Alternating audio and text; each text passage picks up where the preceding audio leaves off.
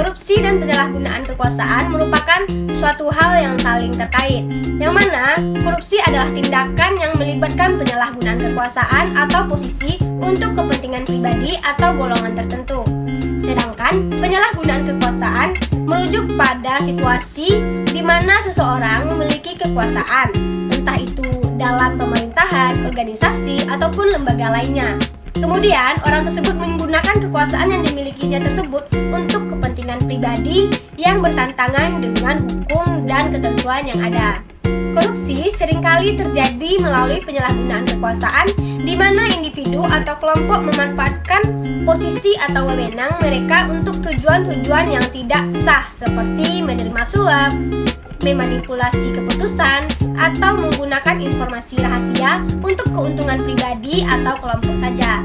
Nah, jadi penyalahgunaan kekuasaan dapat menjadi salah satu cara di mana korupsi terjadi dalam berbagai konteks. Berikut merupakan beberapa contoh kasus mengenai korupsi dan penyalahgunaan kekuasaan ini.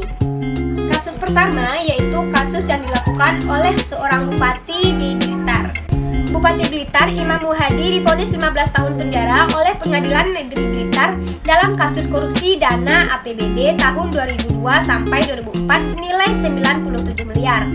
Majelis Hakim menyatakan bahwa Muhadi bersalah atas pelanggaran Undang-Undang Nomor 31 Tahun 99 yang diubah oleh Undang-Undang Nomor 20 Tahun 2001 tentang tindak pidana korupsi.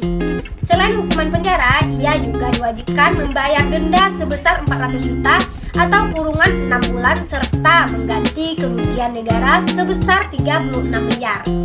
Kasus ini menunjukkan pelanggaran serius terhadap kepercayaan publik dan tanggung jawab sebagai pemimpin serta konsekuensi yang keras atas tindak korupsi yang merugikan negara dan juga masyarakat.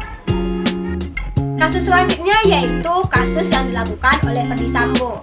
Jadi Ferdy Sambo ini melakukan kasus penyalahgunaan kekuasaan yang menewaskan Brigadir J atau Brigadir Yosua, yang mana pada saat itu Sambo ini melakukan aksi dan mengarang cerita tembak-menembak yang melibatkan Baradae dan Brigadir J sehingga nyawa Yosua tewas.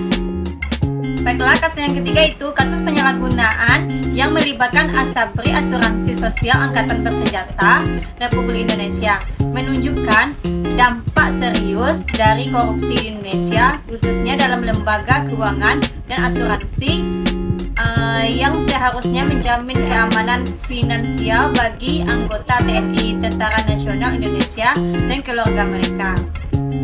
Asabri merupakan lembaga yang mengelola dan pensiun dana asuransi bagi para anggota TNI.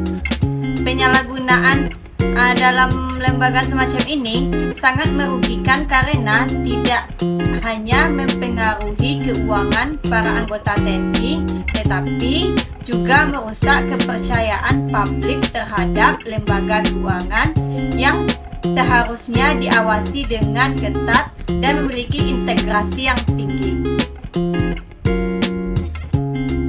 Kasus ini menyoroti kebutuhan akan pengawasan yang lebih ketat dan tata kelola yang baik dalam lembaga keuangan dan asuransi publik.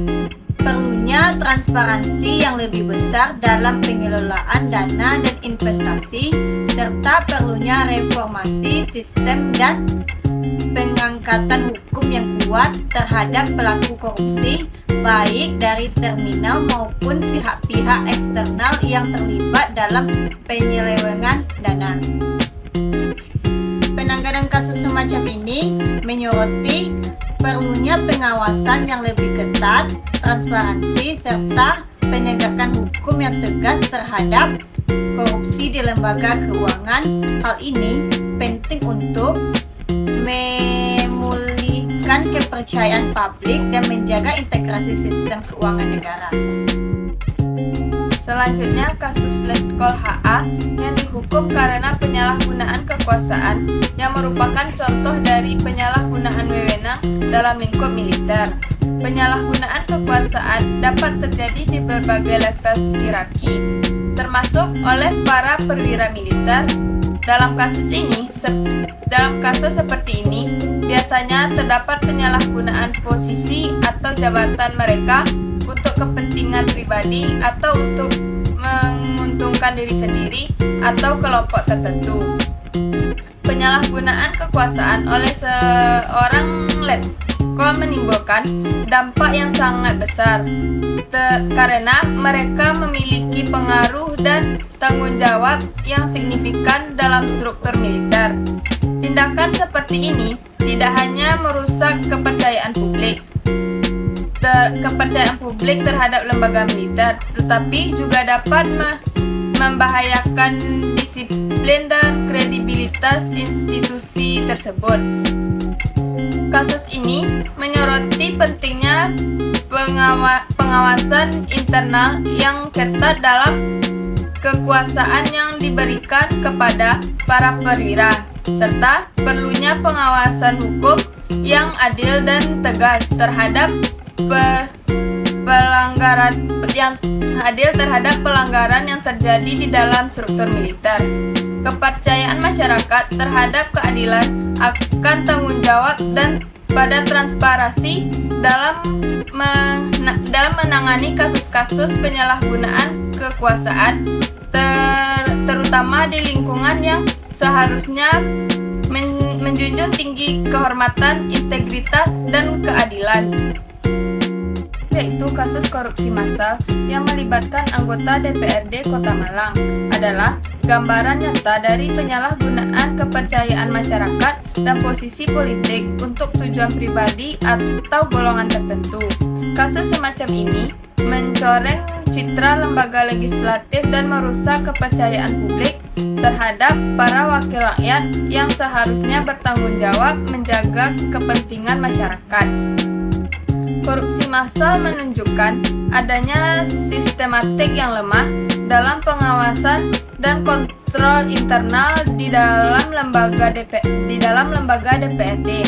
Selain itu, hal ini juga menyoroti kebutuhan akan transparansi yang lebih besar dalam pengelolaan anggaran publik dan pentingnya pertanggungjawaban dalam setiap penggunaan dana publik. Kasus semacam ini memerlukan tindakan tegas, bukan hanya terhadap para pelaku langsung, tetapi juga dalam reformasi struktural untuk mencegah kejadian serupa di masa yang akan datang.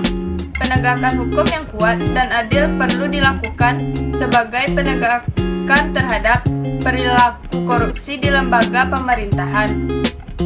Lebih dari itu, kasus ini juga menunjukkan urgensi untuk memperkuat tata kelola dan etika dalam politik serta mendorong transparansi dan akuntabilitas yang lebih besar dalam penggunaan dana publik agar tidak terjadi penyalahgunaan kepercayaan dan kekuasaan yang merugikan masyarakat.